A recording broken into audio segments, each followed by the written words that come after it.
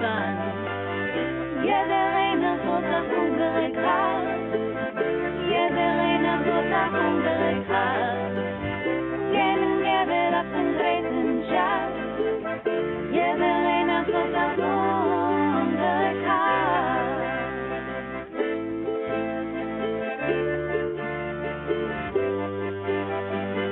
I had a basement room in Capitol Hill. When I moved in, rent was free to be still. Like the Amazon, don't know where it's going. It flooded in, and I had to get going. Yeah, there ain't no großer hungrig hat. Yeah, there ain't no großer hungrig hat. Gehen gebet auf den großen Schatz. Yeah, there ain't no großer hungrig hat.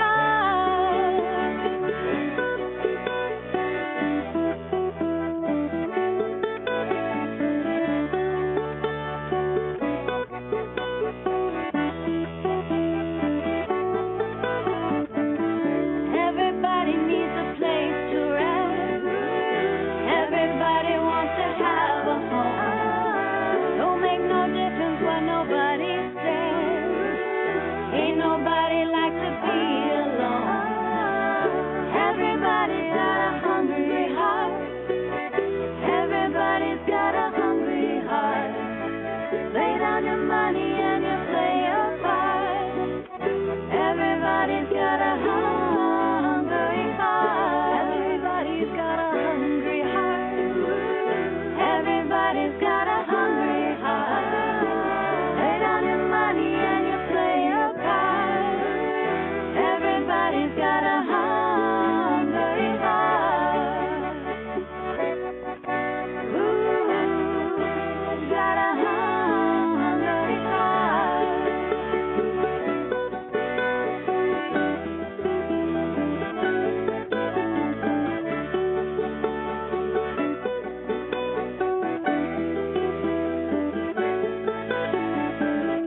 Yeah, there ain't no großer hungrig hat. Yeah, there ain't no großer hungrig hat. Gehen gebet auf den großen Schatz. Yeah, there ain't no großer hungrig hat. Yeah, there ain't no großer hungrig hat. Yeah, there ain't no großer hungrig hat. Gehen gebet auf den großen Schatz.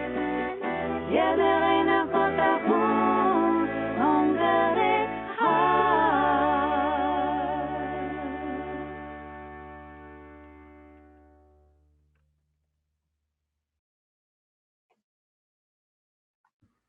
Okay, hello everybody. Welcome.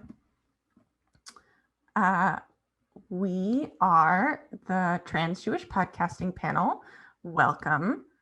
Just so you know what the format of today is going to look like, we're going to start by doing like quick overviews of who we are, what we do, and we have some questions that we're going to work through.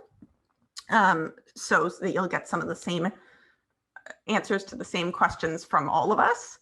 And then we're gonna mostly open the floor to your questions and things you wanna know.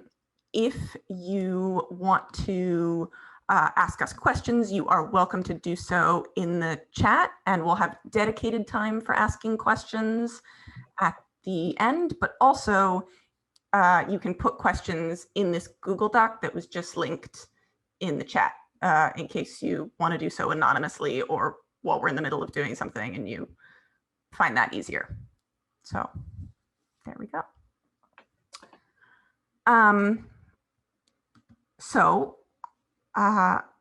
Just to start us off, I'm Jazz. I'm one of the hosts of the podcast Kosher Queers. I use they, them pronouns. Who are the rest of you? And what are the podcasts you lead? I'll go. My name is XAVA. I use she, her pronouns, and I am one of the two hosts of Hi, How Are You, which is a Queer Talmud podcast.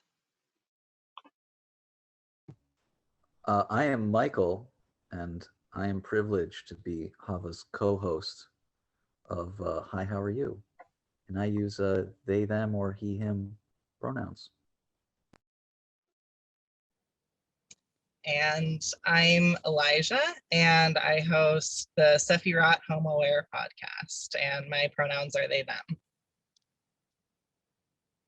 We're also going to be joined by my co-host, LULAV Arnow, in a little bit, but she's running a little late, so we got started without her.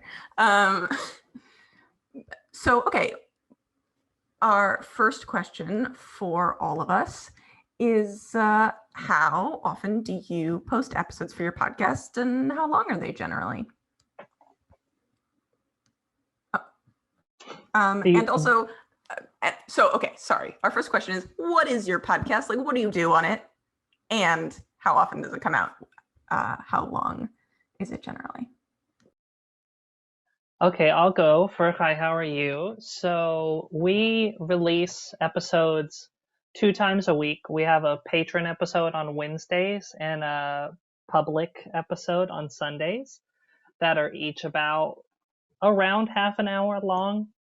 And what we do on our podcast is we just, we just banter a lot and try to be cute and funny, but also we pick out a piece of Talmud every episode and just discuss it and all of its possible implications and permutations through the queerest lens possible. I agree with that. That sounds about accurate. Very queer. All the lenses, all the queer lenses, all the time. That's what we do. We try to make it fun and approachable. And Hava is much more of an expert than I am in everything. So I hope, and I think, so we try to make it kind of educational and just approachable by everyone, including people like me who don't really know all that much. And I host Kosher Queers, which is a weekly podcast that in our first season, our first year, went through the weekly parsha. It's about 45 minutes, came out each Thursday. And this year, for our second season, we're going through the Haftarah cycle. And it's also still once a week on Thursdays and about 45-ish minutes. And we're also oriented, it's usually just the two of us, sometimes with a guest. We're oriented at looking at what's happening in the Parsha or Haftarah and analyzing like what we can learn from it, how we can interpret it, how different parts of it sit with us, what it can tie to in terms of other media, all sorts of different interpretations. We like to say that we're there to joke about Judaism and talk Tanakh together. Okay, great. So for our second question. Wait, sorry, I didn't go. Oh, I'm sorry, Elijah. Go for it. So my podcast is Sefirat Homoer, and I started it for being a daily podcast during the 49-day period of counting the omer. And during counting the omer, it's like every day, and I try to keep it to like 10 or 15 minutes, so it's not like too overwhelming. And then during not counting the omer,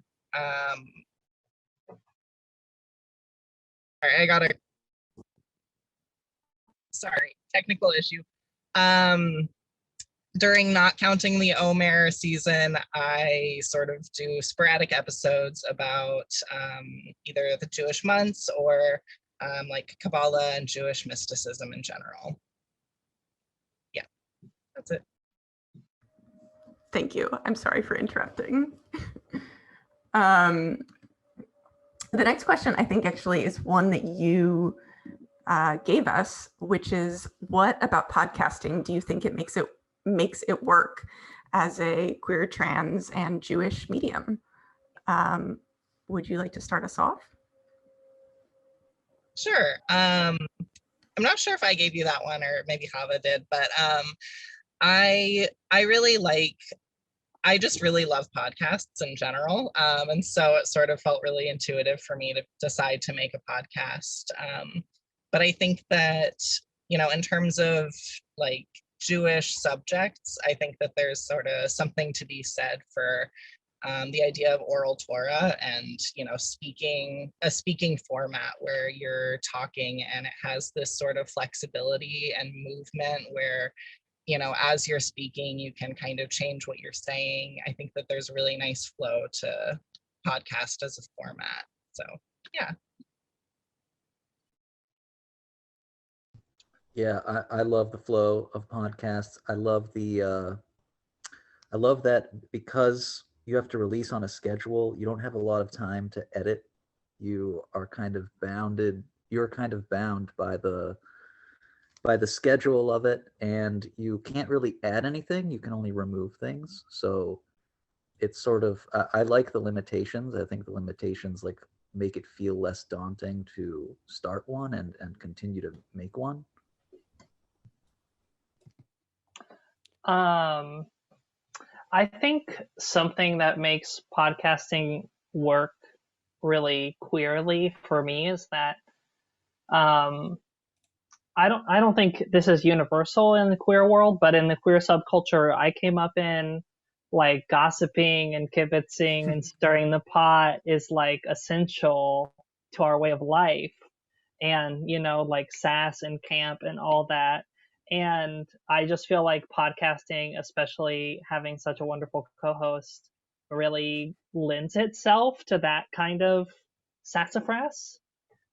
And also, as a Jewish medium, you know, in Talmud, we have like the center text of the Talmud surrounded by the commentary.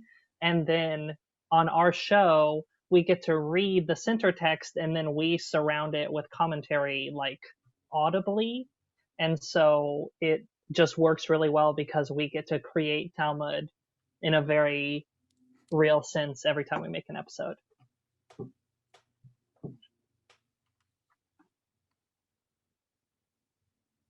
Lulav, would you both answer this question and also introduce yourself? I need to know what the question is. Oh, great. Okay.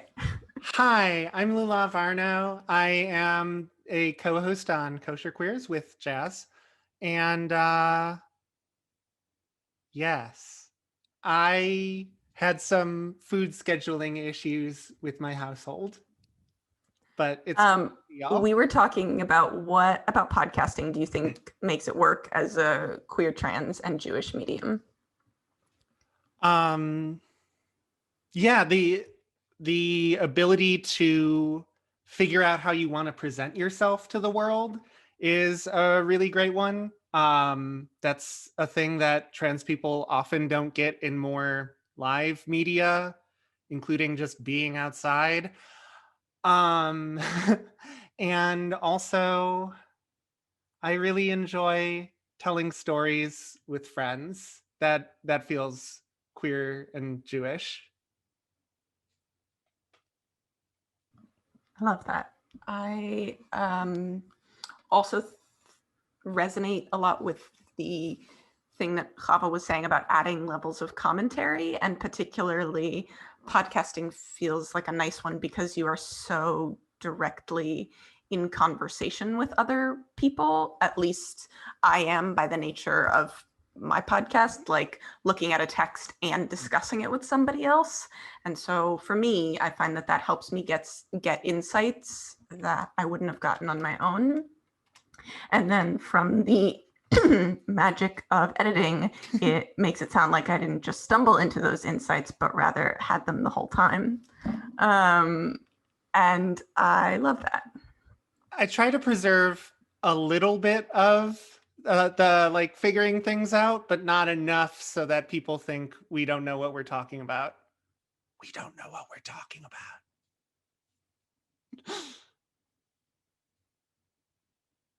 Okay, y'all. So our next question is, what's one of your favorite moments from making your podcast?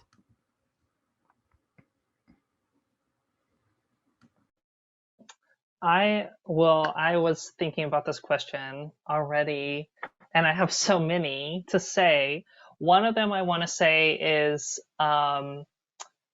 we had Jazz on our podcast for an episode, and then I went on Kosher Queers for an episode, and crossover episodes are my favorite podcast phenomena in the universe. And another thing we get to do that I really like is we have a Talmud hotline where you can call and leave a voicemail or send us a text. And I love when we get to play listener voicemails on the air because it's like we get to have a third person in the room with us just for a little while. And that's a really special and magical time for me.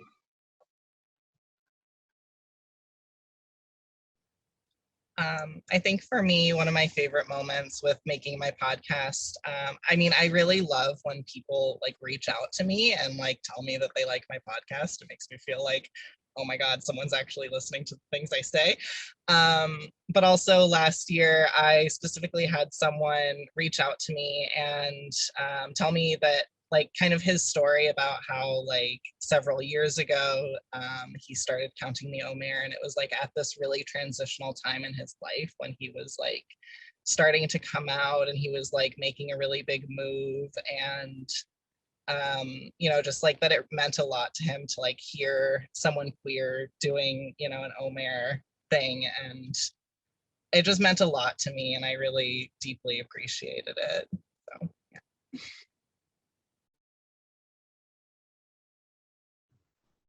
Yeah, I have to second that general kind of experience of people reaching out to us it feels really good. We have a Talmud hotline, and people also submit anonymous questions to us through a little website that we have. And I don't know, that just feels very nice. It's like a reminder that you're actually having a conversation with people that exist, and it can make you feel like you're not so crazy for, I don't know, saying the things that you say when you actually see people interacting with it in a way that isn't negative, which is maybe a lot of us probably have a negative critic inside of our heads, and it's nice to sometimes be reminded that it's just in our heads, and listeners do a lot for that. So thank you. You are better than therapy, maybe.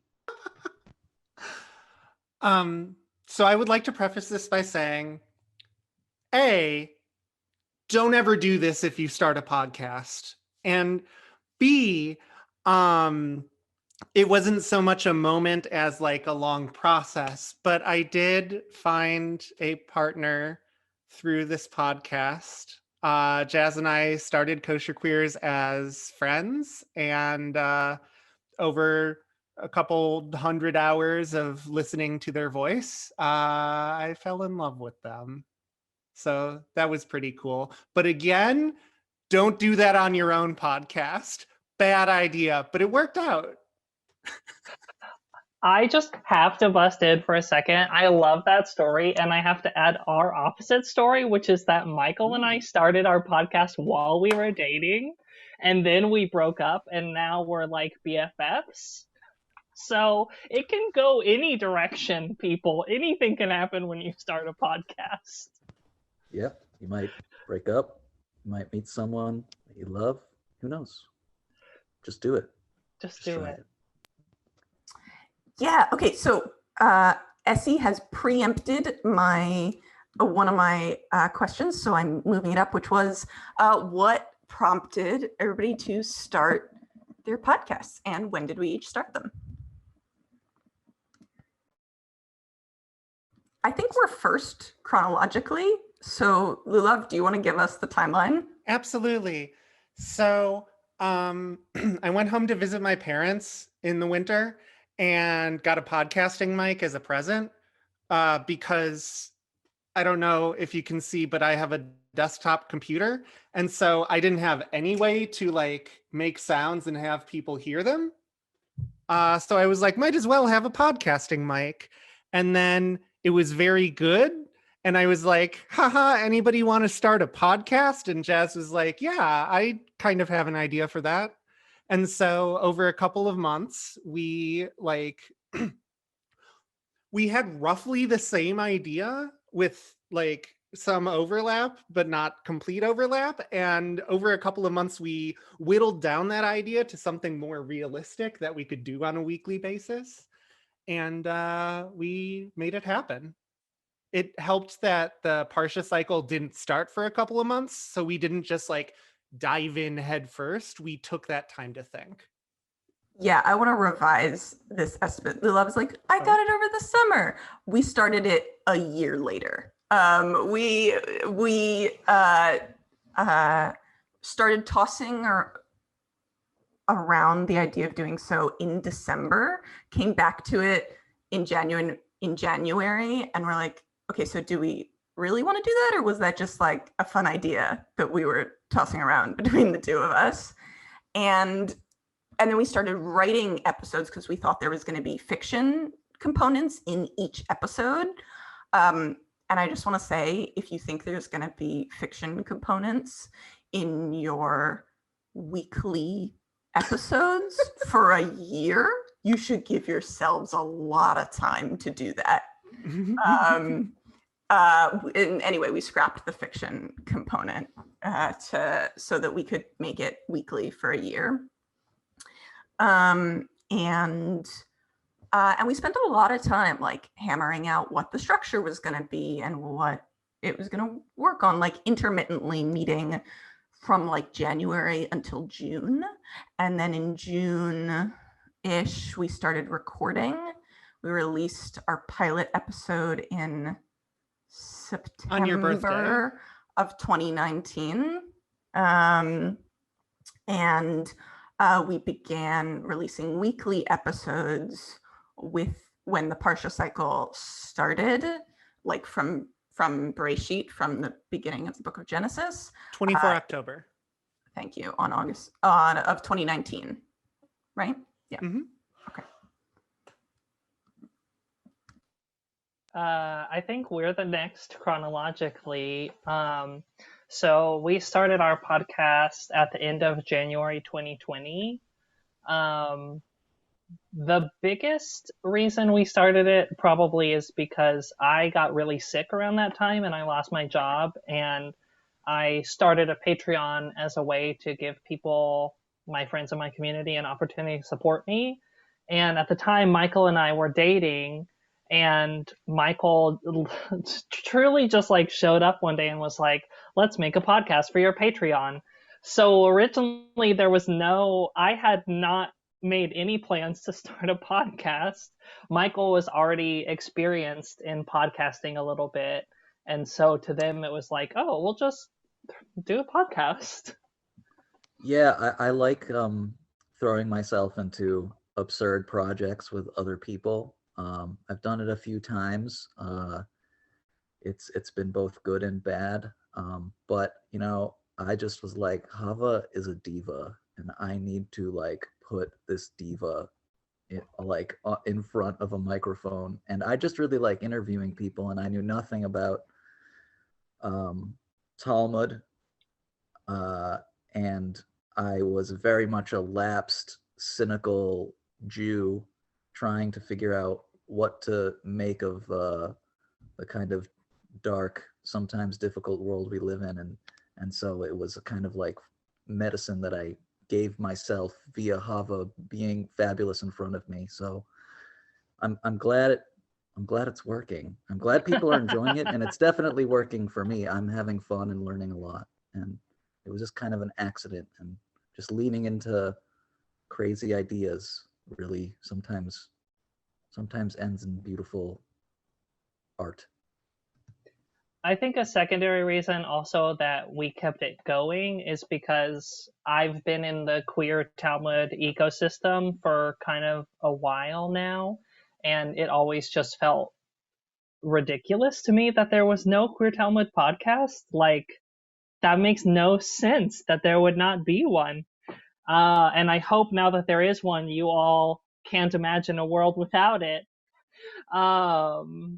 So it was like, I always thought someone more experienced and more wise than me would be the one to start it, but it turned out to be me. And, at the time, that we started making the podcast, I was like, I've waited long enough for someone else to start this podcast. The wait is over. If not you, who? Exactly. Although I do want to throw out, since there's more of you here, I love Hi, how are you? Don't get me wrong, but I also have like a little teeny bit of a dream that someday we get a like queer trans dafyomi podcast where we have it for every single day. Yeah, Might take I more could never. than like the couple of us. Like I think we'd need a large team, but I'm putting that out to the rest of you. We're all running our own podcast. I do not have the capacity to organize that, but someday we got to make it happen. That sounds great. So I think I'm next. I started my podcast last year for Counting the Omer, and I in part started it because I was trying to find an omer podcast just somewhere, and I don't know if there actually is another one, but I couldn't find it. And I just was like, maybe I should just make my own, and I was also like, not to be a dork, but like super inspired by both of your podcasts and like just sort of like people that I'm like super honored to call my peers starting podcasts and just doing it. It really inspired me. And it made it feel like, oh, that's something that I can do. That's something that's attainable to me. Like I just need a microphone and some thoughts that I want to share. So yeah, that's pretty much why I started my podcast, and yeah. Amazing, which leads perfectly into our next question, which is what would you offer as advice to someone who wants to start their own trans Jewish podcast? Have a team is the biggest one. So Jazz and I started the podcast doing everything by ourselves, and that was unsustainable. I think we started with a backlog of like a month of recordings. Sounds correct. And it like the turnaround time on editing and transcribing was so long that by episode 8, we really didn't have a backlog anymore. And so we had to hire Ezra Faust, who is our excellent audio editor. And he's been really helpful in getting things out on time and lowering the stress level just generally for the podcast. And we took care of most of the editing end of things, but also we have transcripts for every episode that we try to have done by the time that the audio goes up. And so we had to get, we started with like just soliciting a couple of different people to pick up weeks where Jazz was having a rough time. And then we asked Shachar to be our like full-time transcript coordinator. Is that fair? Well, so a slightly more detailed version of that story is just that it was really evident really quickly that we needed an audio editor because originally LULAV was doing all of the audio editing and our episodes are 45 minutes long and come out every week. And it just wasn't possible for her to do that. And I was doing all of the transcript work. Mm-hmm. And relatively quickly, I had, not as quickly as audio editing, but relatively quickly, I had friends jump in to help me like on a sort of volunteer basis with doing those. I really also was, there are podcasts obviously that go up without transcripts, but it was important to us to have that as an accessibility tool, and important to me to have that. And the way we found Ezra and the way we found Shachar was different. When we were looking for an audio editor, we advertised for one. Like we didn't know anybody. That wasn't like, and we just said like, we will pay an audio editor for their skills and like, please spread it among your networks. And we put it like on Twitter and in some Jewish Facebook groups and on our Facebook page, and like we just advertised for one, and Ezra was excited about that work, and so took it at slightly lower like pay than they might otherwise have. But like we do very much pay our team. That's what we use our Patreon for, is the costs associated with our podcast.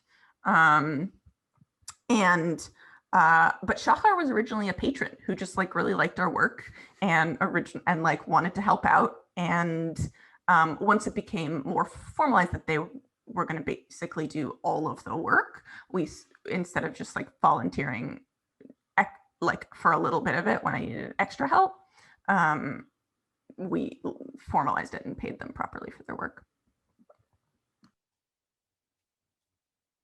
But sorry, the original question was about like advice we'd give people, and I'm gonna give that over to somebody else. You can go ahead. Okay. My advice is, for one, do it.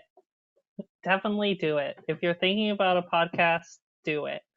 My second advice is, find yourself a really great audio editor. Michael does all of our audio editing, and every week it is like a miracle, manna from heaven. I don't know how they do it, but it is like makes my life. And it's what makes our podcast so fun. I mean, maybe it would be fun if it were live, but it wouldn't be fun. Yeah, it's like crazy. They have to edit so much stuff out. So yeah, doing that. And then the second thing I think I would say is don't be afraid to ask for financial support from people, like in the form of a Patreon. When we started our Patreon, I never thought it would come to where it is today, but I think we have 112 patrons, thank God. And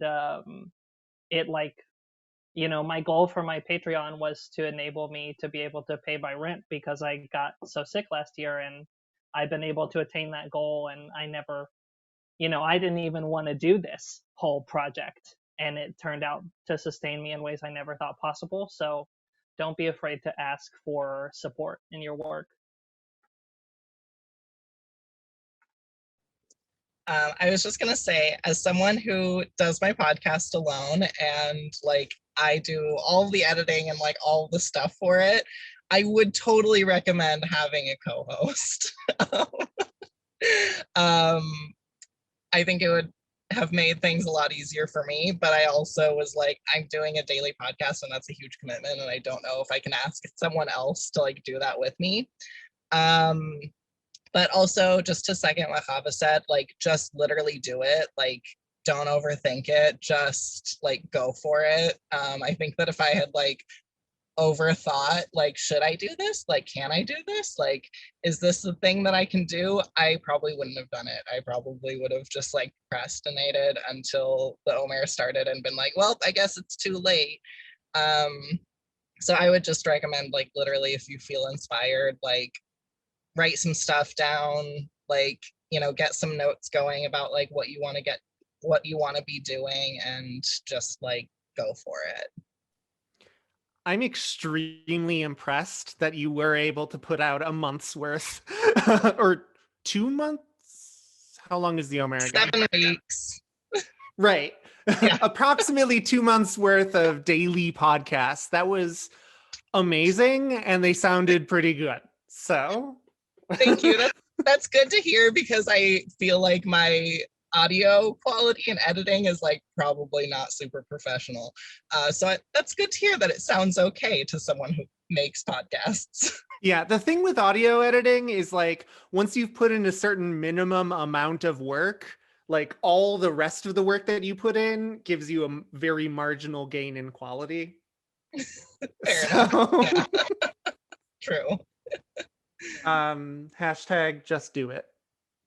I'm going to throw a bunch of contradictory advice your way before we move on. One of which is one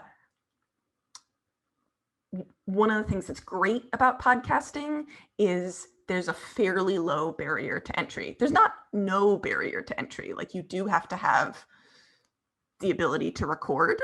Like, I bought a $60 mic, which, like, as far as like professional equipment goes, isn't bad, but it is like a $60 mic. So I could not have done it from just like my computer. Other people have other setups. That is like the one that works for me. And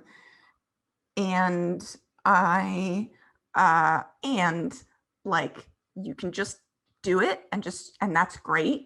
I could not have done it without planning. And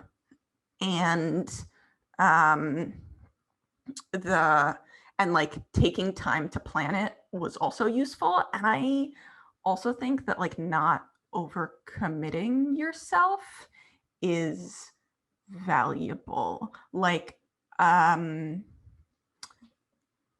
if you're not like, if you have a cool idea and you want to release it like very constantly, maybe make them shorter episodes. If you want to, do like deep dives into something, consider having them come out less often. Or if you want to do like long ones weekly, consider having more people work on it, which is what we had to do when we figured out that we had committed ourselves to a longer weekly thing. So I just want to acknowledge that, like, I love what we're doing, and it is like work, and you want to budget for how much work do you want to do. You can also like, okay, the other thing is like, you can start and stop a podcast whenever. If you want to be like, I make 2 episodes and then I like drop out, and then also like maybe I come back and make 2 episodes a month later, like, it's your thing. Like, nobody can tell you can't do that. There was a podcast that started about the same time as us that made like 2 episodes and then it didn't make any more. And like, they had other stuff going on. And also, I liked those 2 episodes. I think it's a good thing that they made those 2, even if they didn't make any more. They were funnier than us. They just swore on their podcast. It's fine. They were great. I'm sorry they didn't make more. So those are my things. I just want to say, in my official role as person who's always keeping track of time, that we've officially reached the time we said we would set aside for audience questions. You're so right. Thank you, XAVA. All right, audience questions. My pleasure. Hit us with some questions. You can like say them out loud with your voice or put them in the chat or whatever. I want to give this time back to you. But also, maybe if no questions immediately come up, then we can answer our last question on our preset sheet. Okay. Think about it. I know that we can keep talking because that's what we do, but I would love to keep talking in a way that is answering things that you would want to know. So our last preset question was, why does it feel important to bring our identities as queer trans folks to our work and studies as Jews? I can go first. So for me, when I was connecting with Judaism as an adult, it was around the same time that I was coming out as being non-binary and trans. And like, those 2 aspects of my identity just felt so integrated with each other. And like, when I was first, becoming like reinterested in Judaism, I was like really nervous because I was like, I know that there's a lot of aspects of some, forms of Judaism that are very binary. And I found my local synagogue, which has like specifically like a queer group and like a queer rabbi, and like that made me feel like, oh my God, like there's a place for me in Jewish life. And so when I was like thinking about starting a podcast, I kind of had the thought process of like, do I be super queer on my podcast, or do I try to not be, so that it's like, you know, for people who are not queer as well as, you know, people who are queer. And I just was like, I don't think I can do a podcast where I'm not just being super gay all the time. So, and then I realized that I could make a pun out of Sefirat Homoer, and I was like, well, there we go. So that's my answer.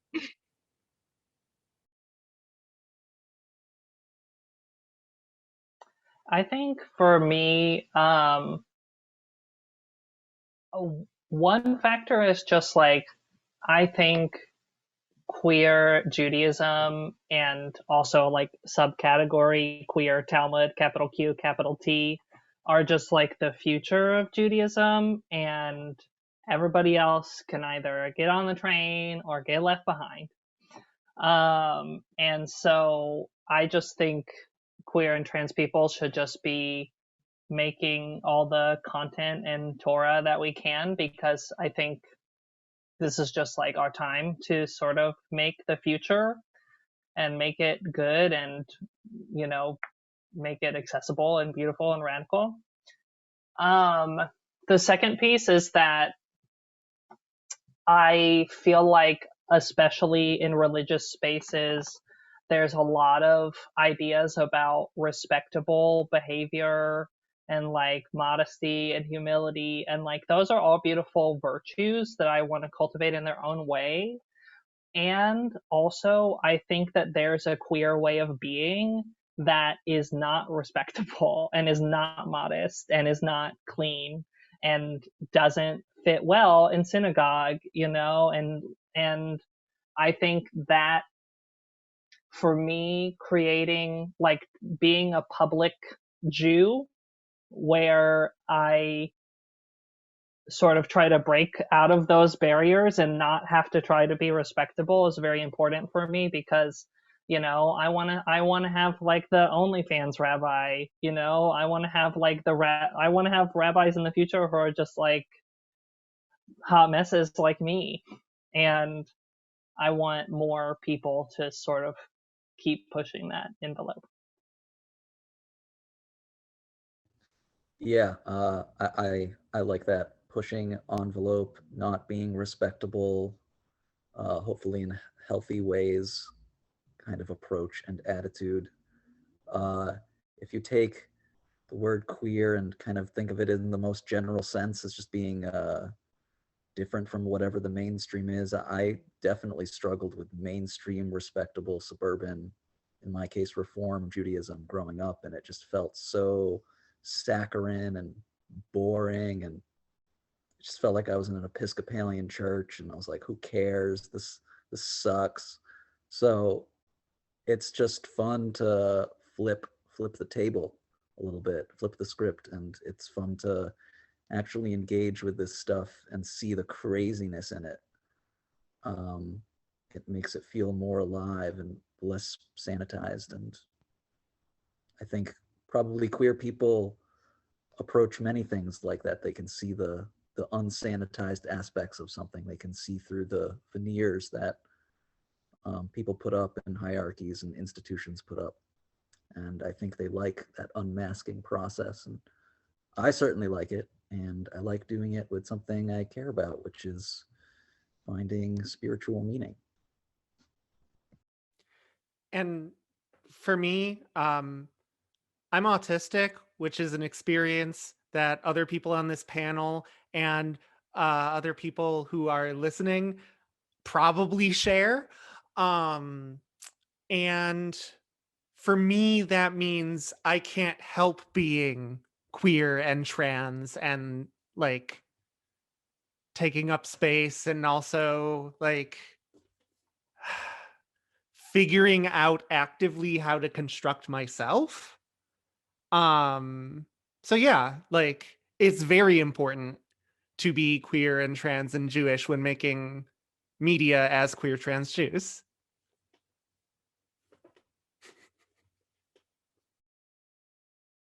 I want to answer this question, and then I'm really excited about this one in the chat.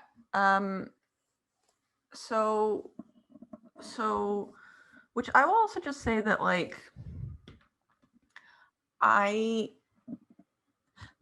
there's a certain amount of, like, why is it important? And then there's a certain amount of, I can't look at Jewish texts otherwise. They're not interesting to me otherwise.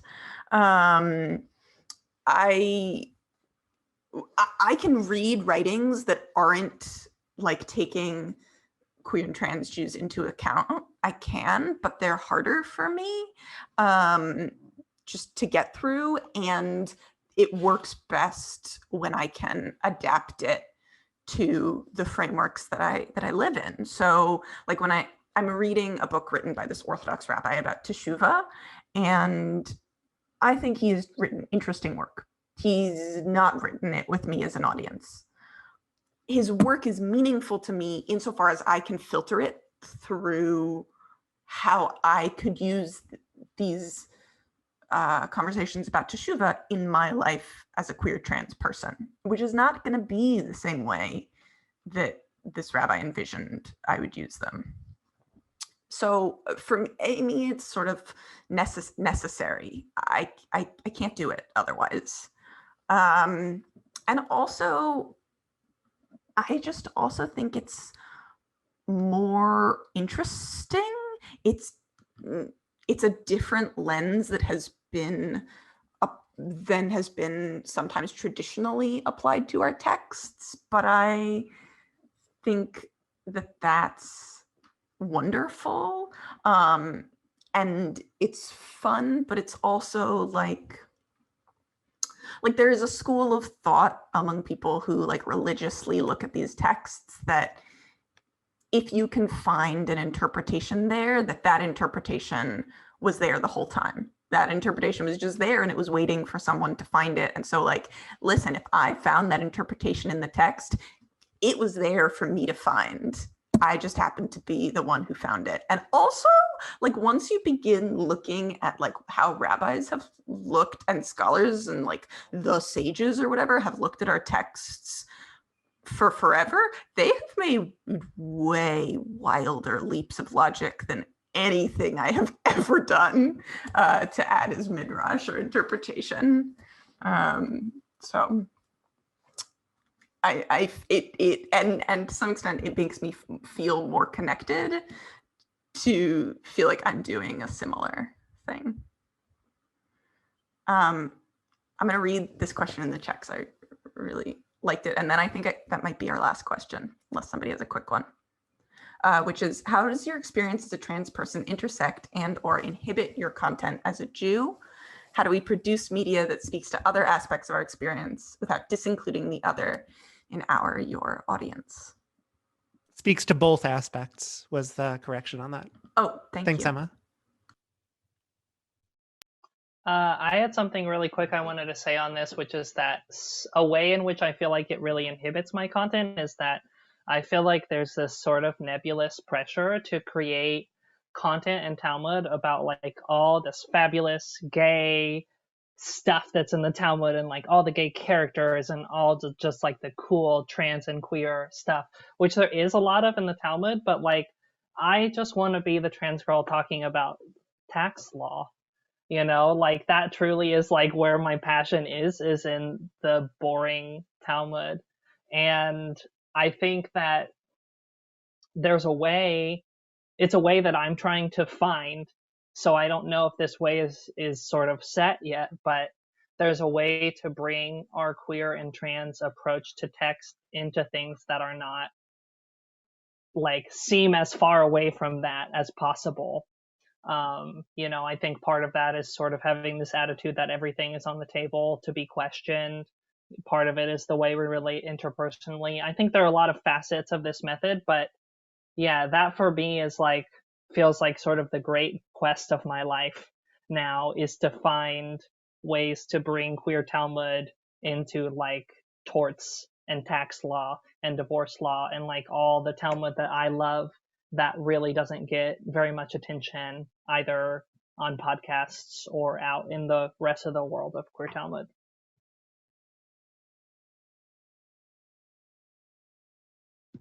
Yeah,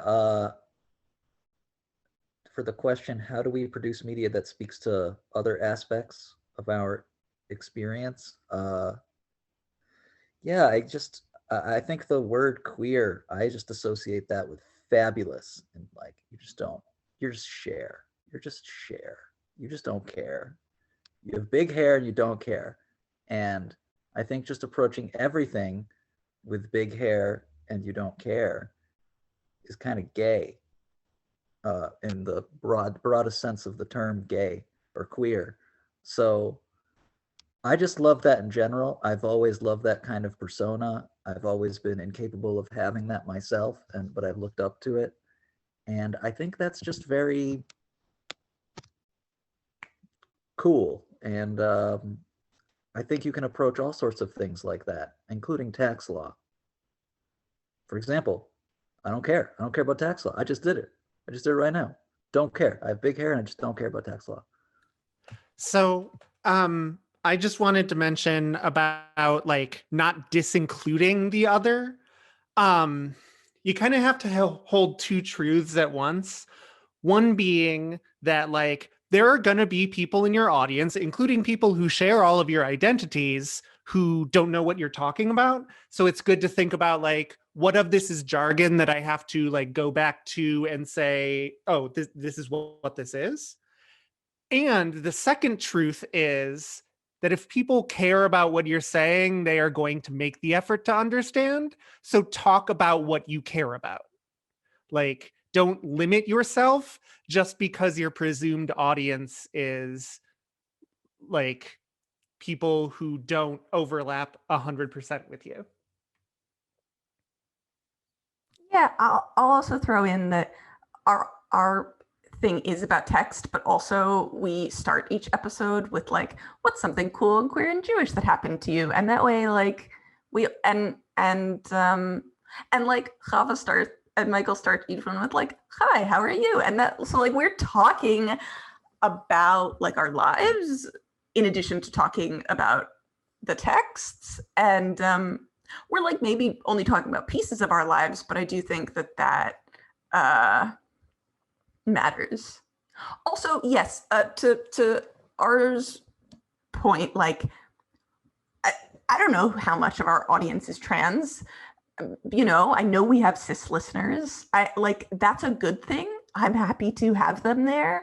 We said, I think when we were putting our podcast together at the very beginning, like we wanted to center a certain part of our audience, but everybody else was welcome to be there. We just weren't gonna center them. I think the bar is so low. Or you right are now, also correct. The bar is really low. Like I love NPR. Don't get me wrong, love NPR. But like you listen to NPR podcasts, they're just like flat voiced. It's like the straightest shit you've ever heard. So it's like to make a podcast that's queer, you just have to have emotions and reactions, and then you can talk about anything. It's just queer by default. I kind of think that's kind of the reality that we're in right now. There's just not a lot of, or maybe I'm wrong about this, but it feels like there's just not a lot of like emotional, conversational, fun, joyous, gay in that broader sense of the term, content out there and stuff to listen to. So the bar is low. All right, y'all, we gotta go. I am so excited to see the podcasts you create, including maybe a podcast about how straight NPR is. Connect with us. Would love to talk with you further in the future. Okay, bye everyone.